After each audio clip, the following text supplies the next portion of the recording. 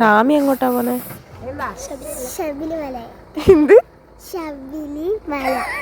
അപ്പോൾ എല്ലാവരും കേട്ടല്ലോ ഇവിടത്തേക്കാ പോകുന്നതെന്ന്. അപ്പോൾ വർഷങ്ങൾക്ക് ശേഷം ഞങ്ങളുടെ വീട്ടിൽ നിന്ന് ഒരു കന്യാസ്വാമി ശബരിമലയിലേക്ക് പോകുന്നതാണ്. എല്ലാ സ്വാമിമാരും വന്ന് വീട്ടിൽ നിന്ന് ഞങ്ങളുടെ കന്യാസ്വാമീനെ അമ്പലത്തിലേക്ക് ഇറക്കാൻ വേണ്ടി വന്നതാണ്. അപ്പോൾ അവൾ ഒരു കൂട്ട ശരണം വിളിയൊക്കെ കഴിഞ്ഞ് വീട്ടിൽ നിന്ന് ഒരു തേങ്ങയൊക്കെ ഉടച്ച് അവൾ തിരിഞ്ഞു നോക്കാണ്ട് അമ്പലത്തിലേക്ക് നിറക്കാൻ വേണ്ടി പോയി. ബേക്കിൽ ഞങ്ങളും പോയി. എന്തോ രാവിലെ തന്നെ ഭയങ്കര ഉന്മേഷവും എന്തോ ഒരു സമാധാനവും സന്തോഷവും സങ്കടമൊക്കെ വന്ന് അവൾ അങ്ങനെ ഇറങ്ങിപ്പോയേരം.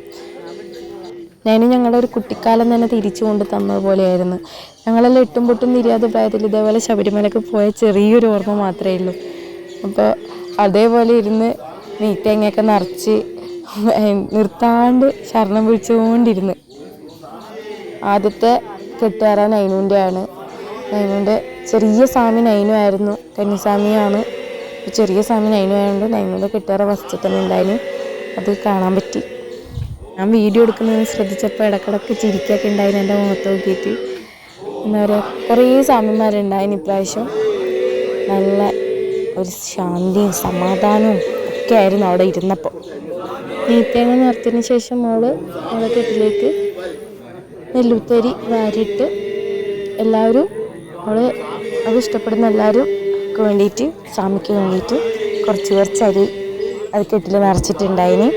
അതൊക്കെ കഴിഞ്ഞ് നൈനുവിൻ്റെ കെട്ടാറ് കഴിഞ്ഞിട്ട് പിന്നെ അടുത്ത ചെറിയ മക്കളെല്ലാം കെട്ടി നിറച്ച്. അതിന് ശേഷം വലിയവരിരുന്ന് ഇതിൻ്റെ ഏട്ടനെയും കെട്ടി നിറച്ച് ഓരോരോ സ്വാമിമാരായിട്ട് സമയമെടുത്ത് എല്ലാവരും ബന്ധുക്കളും എല്ലാം അരിയൊക്കെ എല്ലാ സ്വാമിമാരും ഓരോരോ കെട്ടൊക്കെ നിറച്ച് സെറ്റാക്കി അവർ ശബരിമലയിലേക്ക് പോവുക.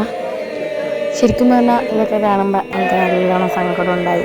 അവസാനമായിരുന്നു എൻ്റെ അച്ഛൻ്റെ കെട്ടുനിറ ഉണ്ടായത്. അച്ഛനായിരുന്നു എൻ്റെ അടുത്ത് സീനിയർ സ്വാമി ഉണ്ടായി. ഗുരുസ്വാമി അച്ഛനായിരുന്നു. അങ്ങനെ അച്ഛൻ്റെ കെട്ടുനിറ നിറച്ച് കൂടെ അടുത്ത് നിന്നിട്ട് കുറേ നേരം കഴിയുന്നവരെ എൻ്റെ മോള് അവിടുന്ന് സ്വാമി വിളിച്ചിട്ടുണ്ടായിരുന്നു. കൂട്ടശരണം വിളി കേൾക്കുമ്പോൾ ശരിക്കും പറഞ്ഞാൽ ഒരു നെഞ്ചിരിപ്പാണ് മനസ്സിന്. എന്താ പറയുക, അവരൊക്കെ പോകുന്ന കാണുമ്പോൾ ഒരു കണ്ണീര് വരാത്ത ചുരുക്കം പേര് മാത്രമേ ഉണ്ടാവും. നമ്മുടെ ബന്ധുക്കളായാലും ബന്ധുക്കളല്ലാത്തവരായാലും പോകുമ്പോൾ ഒരു മനസ്സിനൊരു പിടപ്പായിരുന്നു. അവിടെ ഇനി സ്വാമിമാർ ഭക്ഷണമൊക്കെ കഴിച്ച് നമ്മളും കഴിച്ച് അവർ ലാസ്റ്റ് കൂട്ടശരണം വിളിയും കേട്ട് അമ്പല പ്രദക്ഷിണം വെച്ച് അച്ഛൻ്റെ ആയിരുന്നു ഫസ്റ്റ് കെട്ട് തലതിൽ വെച്ച് കൊടുത്തേ. അതിനുശേഷം ലാസ്റ്റായിരുന്നു ഫസ്റ്റ് കെട്ടറച്ച് നൈനുവിൻ്റെ തലയിൽ കെട്ട് നിറച്ച് കൊടുത്തിട്ടുണ്ടായിന്. അപ്പോൾ അതൊക്കെ കഴിഞ്ഞ് എല്ലാവരും കൂടെ അവസാനത്തെ തേങ്ങ ഉടച്ച് വണ്ടിയിലേക്ക് യാത്രയായി.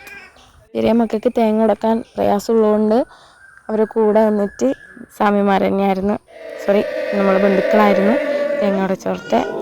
അവസാനം വണ്ടീൻ്റെ ചാവി വേണ്ട തന്നെ പൂജിച്ച് ഡ്രൈവർക്ക് കൊടുത്തു. 41 ദിവസം വ്രതം എടുത്ത സ്വാമിമാർ നാളെ ശബരിമലയിലേക്ക് യാത്രയായി.